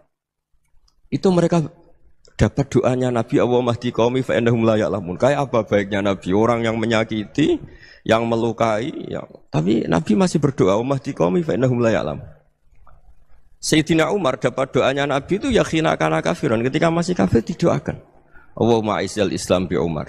Itu ketika masih kafir. Itu pelajaran bagi kita bahwa yang sedang tidak cocok pun itu dapat doa kita. Ya doa supaya kondisi kita baik, hari tambah baik. Karena agama ini saya berkali-kali bilang limangka nayarjuwa wal yaumal akhir. Agama ini diperuntukkan bagi yang selalu punya harapan pada Allah Subhanahu wa taala. Saya cerita muhasabah ini tentang hubungan kita dengan Allah. Di Indonesia itu banyak orang fasik, banyak orang nakal. Ya di mana-mana orang nakal itu ya mayoritas wa aksaruhum fasikun. Tapi berkahnya harapan. Mungkin saya kira nakal sok benda, mungkin saya kira sholat sok ben sholat, mungkin sekarang belum sakhok, belum dermawan, suatu saat dermawan. Barokahnya itu kefasikan ini dianggap sementara, sedang fasik, sedang tidak benar. Karena kiai-kiai kita, para guru-guru kita, para habaib utamanya itu mesti bilang semoga husnul khotimah. Nah barokahnya doa itu semoga husnul khotimah itu menjadikan satu pola sosial. Yang sedang fasik ini masih diharapkan jadi lebih baik, jadi lebih. Sehingga kita tidak ngambil sikap ekstrim, yang ingin menghabisi atau ingin mengadili, tidak. Karena selalu kita punya harapan. Dan agama ini limangkan erjuwo hawal akhir. Bayangkan itu kalau yang nakal itu anak kamu. Pasti kamu nggak ingin kan langsung dapat azab, dapat apa. Padahal kita semua jadi tokoh ini abul kulli, bapak dari semuanya. Sehingga ketika Rasulullah SAW jalan-jalan kemudian melihat perempuan sedang menyalakan api. Kalau apinya mati ditiup, anaknya dijauhkan. Nanti kalau sudah jauh dari api, anaknya digendong lagi. Terus kata Rasulullah, matur ke semua sahabat, Aro'aitum anna hadih tarihatan waladaha alan nar. Apa kamu berpendapat bahwa perempuan ini akan melemparkan anaknya ke neraka? Tidak ya Rasulullah. Tidak akan seorang ibu melemparkan anaknya ke api. Terus kata Rasulullah, Allahu arhamu min hadih biwaladiha. Allah lebih rahman, lebih rahim dibanding orang tua ini kepada anaknya. Ini yang harus kita kenalkan terus, kita kampanyakan terus, supaya orang hubungannya dengan Allah itu nyaman, asik. Sehingga dengan demikian selalu ada harapan bahwa yang sedang nakal ini suatu saat tobat. Kita tidak boleh menghukumi pasti begini, pasti gini, itu tidak wilayah kita. Itu juga yang dicontohkan Rasulullah SAW. Secara lahir Nabi itu nggak berkenan sama Wahsy, karena Wahsy itu salahnya salah fatal, karena membunuh ahabban nasi ila Rasulillah, yaitu membunuh Said Hamzah. Jadi ketika Wahsy tobat, Nabi itu nerima tobatnya. Dan ketika beliau dengan basariyahnya agak siap ketemu Wahsy karena harus ingat Sayyid Hamzah, basariyahnya diturutin. Oke, kamu iman, saya turutin, tapi jangan sering ketemu saya. Karena kalau ketemu kamu, saya masih ingat sama paman saya, Sayyid Hamzah. Kita bisa ngelola seperti itu. Kita tidak cocok sama orang, bagaimanapun mereka umat Rasulullah SAW, kita tetap mencintai mereka. Misalnya kalau beda agama, mereka sama-sama orang Indonesia, kita mencintai mereka atas nama warga Indonesia. Tapi kalau misalnya potongannya ora cocok, beda kultur, bawaannya itu mangkel no coro Jawa, ya bisa diilmoni, jangan ketemu. Wong sudah tidak cocok, ingin ketemu nyari solusi, roh ini tok seneng itu kan ya repot itu. Ya sudah kalau nggak pati cocok ya jangan sering ketemu. Dan itu kita bisa memanage seperti itu tuh bisa. Saya berkali-kali cerita tentang Imam Syafi'i. Kalau dikasih tahu ya Imam Aba Abdillah, panggilannya Imam Syafi'i, tetangga Anda ini ternyata banyak yang nggak senang Anda. Jawabnya beliau senang. Ya bagus kalau nggak senang saya, ndak utang saya.